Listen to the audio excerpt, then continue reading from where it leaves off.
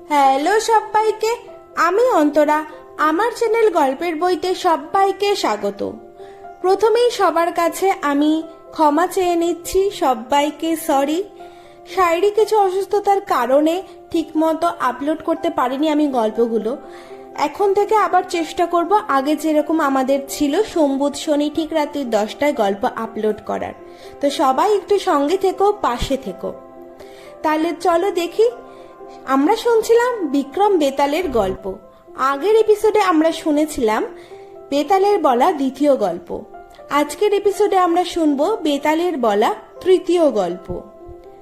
গল্প যদি ভালো লাগে তাহলে চ্যানেলটাকে সাবস্ক্রাইব করে বেল আইকনটা টিপে অল নোটিফিকেশনে ক্লিক করে দিও এবং লাইক কমেন্ট শেয়ার করে দিও। তাহলে চলো শুরু হচ্ছে আজকের গল্প, বিক্রম বেতাল গল্পের বেতালের বলা তৃতীয় গল্প, পার্ট 7। সেকালে বর্ধমান নগরে রূপসেন নামে এক পণ্ডিত, বুদ্ধিমান, ধার্মিক ও দয়ালু রাজা ছিলেন। একদিন বীরবর নামে দক্ষিণ দেশবাসী এক যোদ্ধা এসে তার কাছে কাজ চাইল। তার চেহারা ও মিষ্টি ব্যবহারে রাজা খুশি হয়ে বললেন, বীরবর, কত টাকা বেতন চাও তুমি? বীরবর বলল, মহারাজ, রোজ 1000 সোনার মোহর পেলেই আমার চলে যাবে।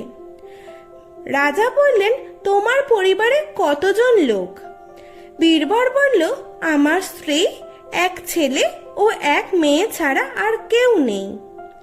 রাজা শুনে মনে মনে চিন্তা করতে লাগলেন যে এর পরিবার ছোট, অথচ কি জন্য এত টাকা চায়? নিশ্চয়ই এর কোনো অসাধারণ গুণ আছে। অতএব কিছুদিন একে রেখে পরীক্ষা করা যাক। তখন রাজা কোষাধ্যক্ষকে ডেকে বললেন যে সে যেন প্রতিদিন বীরবরকে 1000 সোনার মোহর বেতন হিসেবে দেয়। বীরবর প্রতিদিন 1000 সোনার মোহর নিয়ে রাজা যে বাড়ি তাকে থাকবার জন্য দিয়েছেন সেই বাড়িতে যায়। বাড়ি গিয়ে মোহরের অর্ধেক বৈষ্ণব, বৈরাগী ও সন্ন্যাসীদের দান করে। বাকি টাকা দিয়ে গরিব, দুঃখী ও অনাথদের পেট ভরে খাইয়ে সামান্য নিজের সংসার খরচ করে। শুধু একদিন নয়, রোজ সে এইভাবে দিন কাটাতে লাগলো।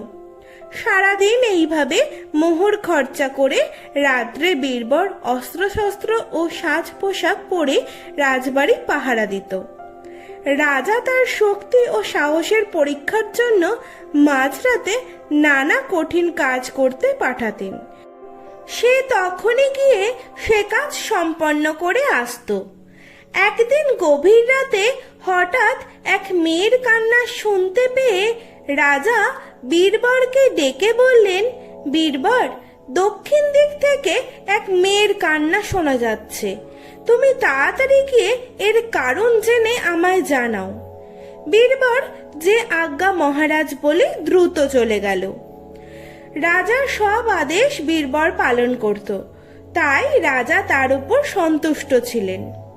এখন তার সাহস ও ক্ষমতা দেখার জন্য নিজেই গোপনে তার পেছনে পেছনে গেলেন। বীরবর কান্না লক্ষ্য করে এক ভয়ঙ্কর শ্মশানে পৌঁছল। দেখল এক পরমা সুন্দরী মেয়ে দামি গয়নাগাটি পরে কপাল চাপড়ে হাহাকার করে কাঁদছে। বীরবর তাকে দেখে চমকে গিয়ে জিজ্ঞাসা করল, মা, আপনি কে? কেনই বা এত রাত্রে একা শ্মশানে বসে কাঁদছেন? সে মেয়ে কোনো উত্তর দিল না, বরং আগের থেকে আরো জোরে কাঁদতে লাগলো।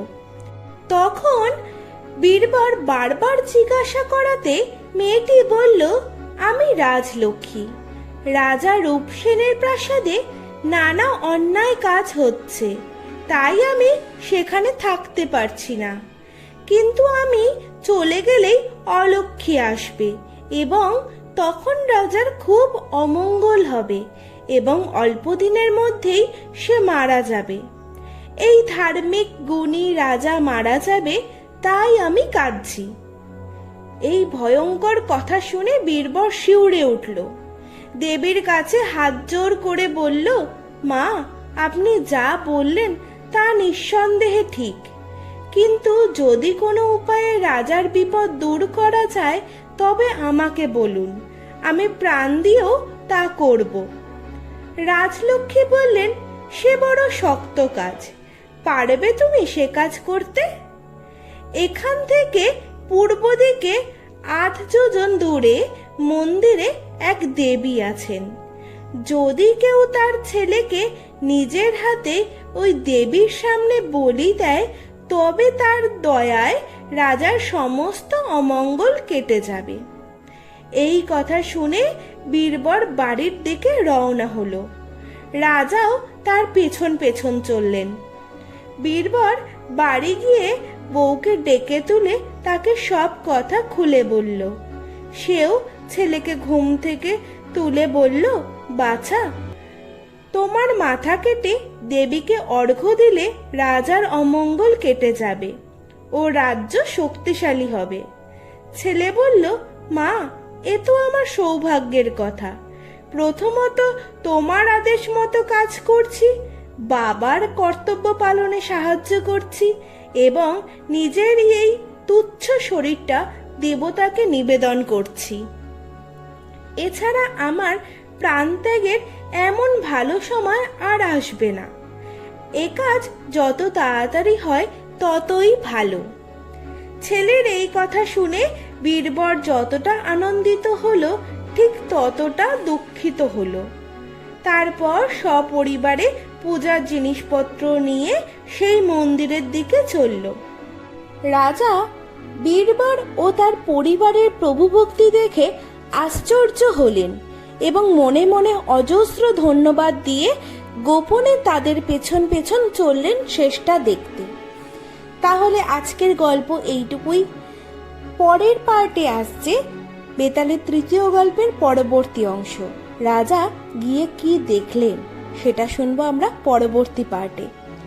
তাহলে গল্প যদি ভালো লাগে তাহলে চ্যানেলটাকে সাবস্ক্রাইব করে পাশে থেকো এবং বেল আইকনটা টিপে অল নোটিফিকেশনে ক্লিক করে দিও এবং লাইক, কমেন্ট, শেয়ার করতে ভুলো না একদম।